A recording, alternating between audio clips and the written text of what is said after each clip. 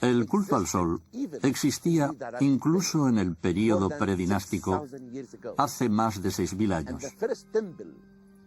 El primer templo dedicado al sol se construyó en la primera dinastía hace unos 5.000 años.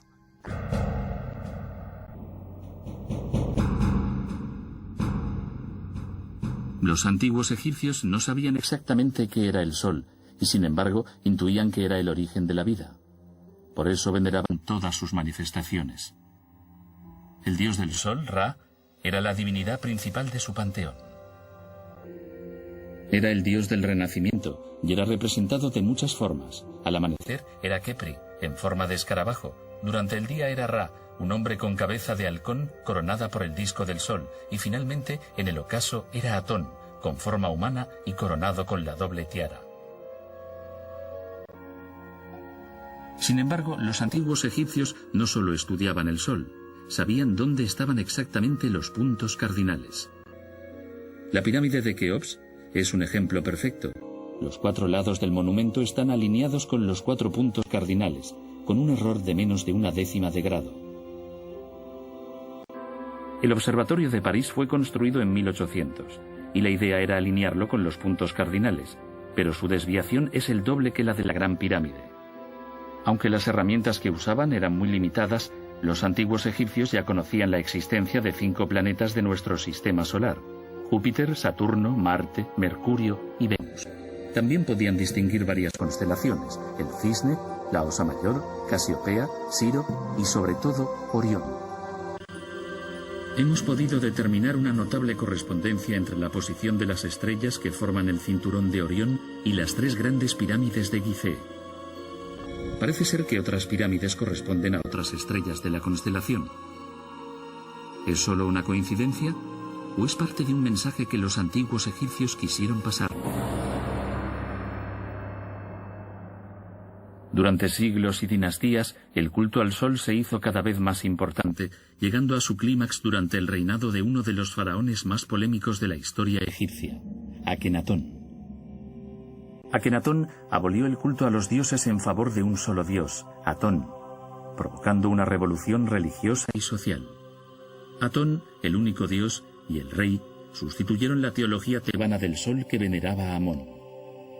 El sol, representado en principio como un hombre con cabeza de halcón, fue identificado entonces con un disco. Los rayos irradian de esa esfera, terminando en las manos de Ankh, que sostienen la clave de la vida, de la humanidad y de toda la creación.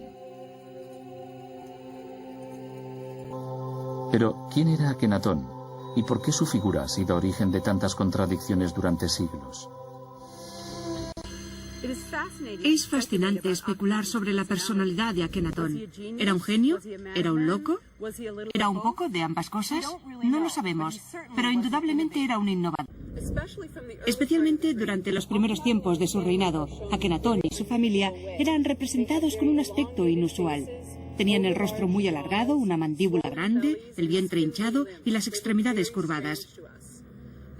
A nosotros nos parece muy extraño. Se ha discutido mucho sobre qué representan estas características. ¿Son un reflejo del auténtico aspecto de Akenatón? ¿Reflejan una deformidad congénita de algún tipo? ¿Qué condujo a que Akenatón rompiera el equilibrio de un sistema? ¿Era una lucha por el poder entre la clase religiosa o era el plan de un visionario? Había un gran conflicto entre el rey y el gobierno, los funcionarios y el sacerdocio de Amón.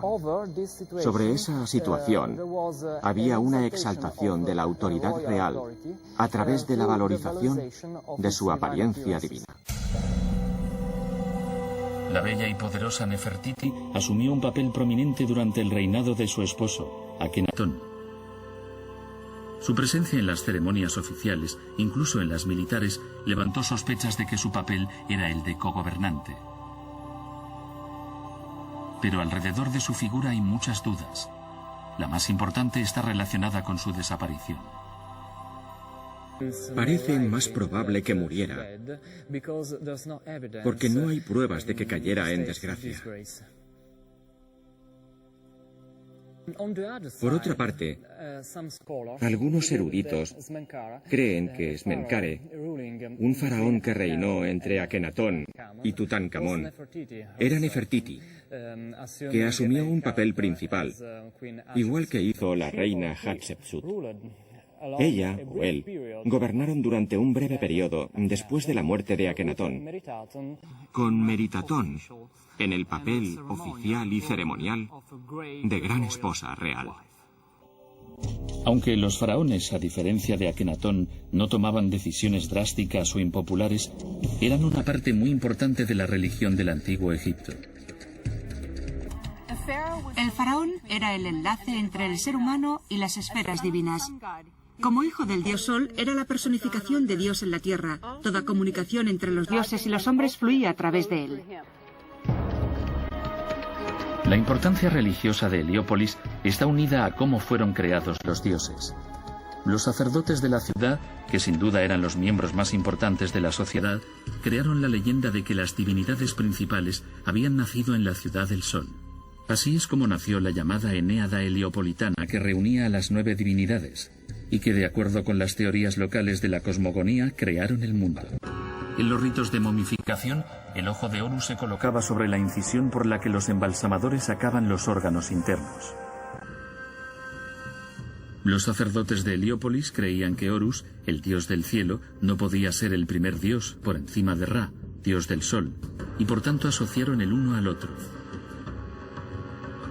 Decidieron que el ojo del sol, el derecho, pertenecía a Ra, y el de la luna, el izquierdo, pertenecía a Horus.